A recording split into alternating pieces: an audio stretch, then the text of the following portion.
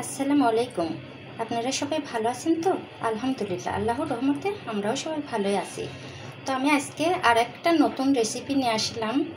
এখানে ফুলকপি আছে, কাঁচা টমেটো আছে, আলু আছে। আমি এইটা হাঁসের মাংস দিয়ে কিভাবে রান্না করব সেটাই আপনাদের সাথে শেয়ার করব। তো এখানে আমি 7টা হাঁসের ডিম নিছি। হাঁসের ডিমটাকে সিদ্ধ বসাবো। তো চলে যাব রান্নায়। তেলটা আমার গরম হয়ে গেছে। এখন আমি ডিম কয়টা ভাজে নেব।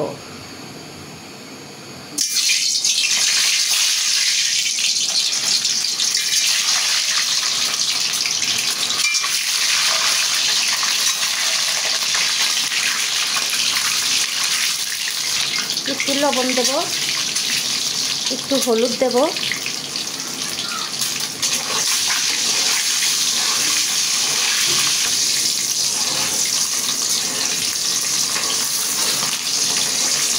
ডিম ভাজিটা লাল লাল করে ভেজে নিচ্ছি। এখন আমি উঠাই নেব। এই তেলে আমি পেঁয়াজ দিয়ে দেব। পেঁয়াজটা আমি লাল লাল করে ভেজে নিচ্ছি। এখন আমি আদা রসুন পেঁয়াজ বাটা একসাথে দিয়ে দেব।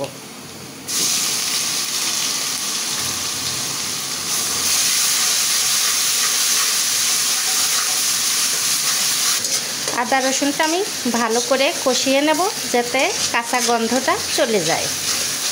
আদা রসুনটা সুন্দর করে কষানো হয়ে গেছে, কালারটাও চেঞ্জ হয়ে গেছে। এখন আমি শুকনো মশলাগুলো দিয়ে দেব। এখানে ধনিয়ার গুঁড়ি, হলুদের গুঁড়ি, মরিচের গুঁড়ি, জিরার গুঁড়ি, লবণ এটা দিয়ে দিলাম আমি।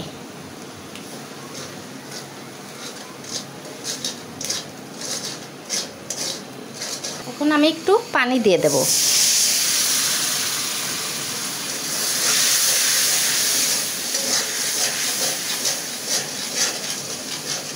এখন আমি তরকারিটা দিয়ে দেব। বিসমিল্লাহ।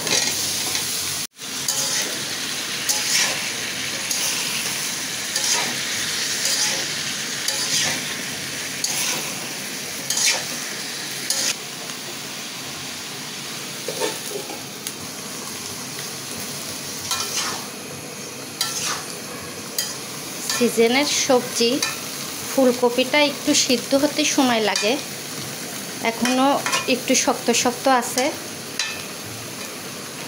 ওই জন্য আমি সব সবজি একসঙ্গে দিয়ে দিলাম।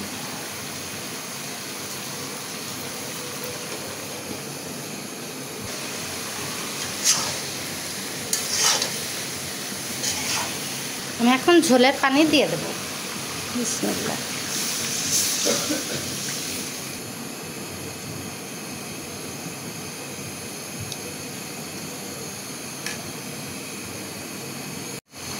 এখন আমি ডিমটা দিয়ে দেব।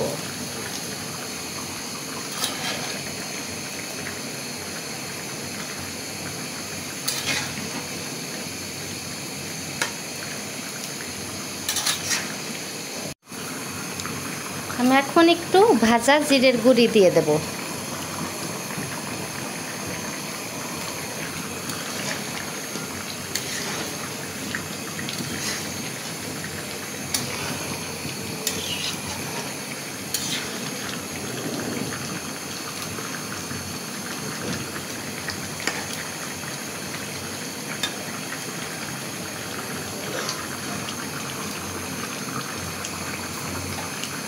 ধনিয়ার পাতা দিয়ে দেব।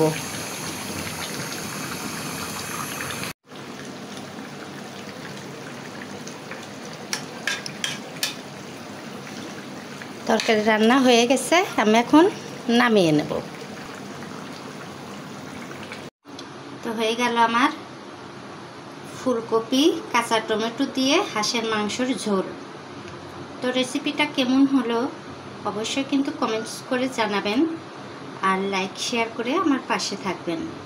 তো আজ এই পর্যন্তই। আপনারা ভালো থাকবেন, সুস্থ থাকবেন, সবাইকে ভালো রাখবেন। আল্লাহ হাফেজ।